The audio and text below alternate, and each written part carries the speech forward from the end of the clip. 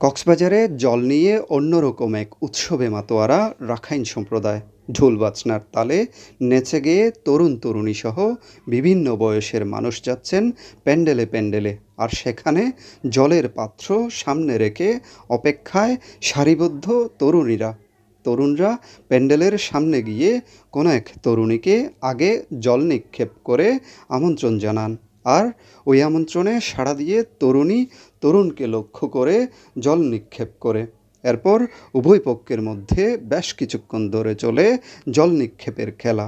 Rakhine ১৩৮৬ মগিসনকে বিদায় ও ১৩৮৭ মগিসন বরণ ঘিরে কক্সবাজারে শুরু হয়েছে ৩ দিনের এই জলকেলি উৎসব। রাখাইনরা যে উৎসবের নাম দিয়েছে সাংগ্রেং। রাখাইন সম্প্রদায়ের লোকজন বলছেন, পুরনো বছরের সব গ্লানি ও দুঃখ মুছে নতুনভাবে জলে জলে পরিশুদ্ধির জন্য এই উৎসব। আমাদের কালচারাল প্রোগ্রাম অনেক বছর ধরে আসতেছে, এটা আমাদের কালচারাল প্রোগ্রামের একটা অংশ। ঠিক আছে, নতুন বছরকে বিদাকে আমাদের নতুন বছরকে আগমন করা, আপনার শুভেচ্ছা স্বাগতম করা। পানি খেলার মাধ্যমে আমরা মঙ্গল পানি ছিটাইয়ে সবার মঙ্গল কামনা করি। মঙ্গল জল নিক্ষেপ ছাড়াও নিজেদের মধ্যে সামাজিক বন্ধন সুদৃঢ় রাখতে এ উৎসব ভূমিকা রাখে। শত হাজার বছর থেকে আমরা পালন করে আসতেছি।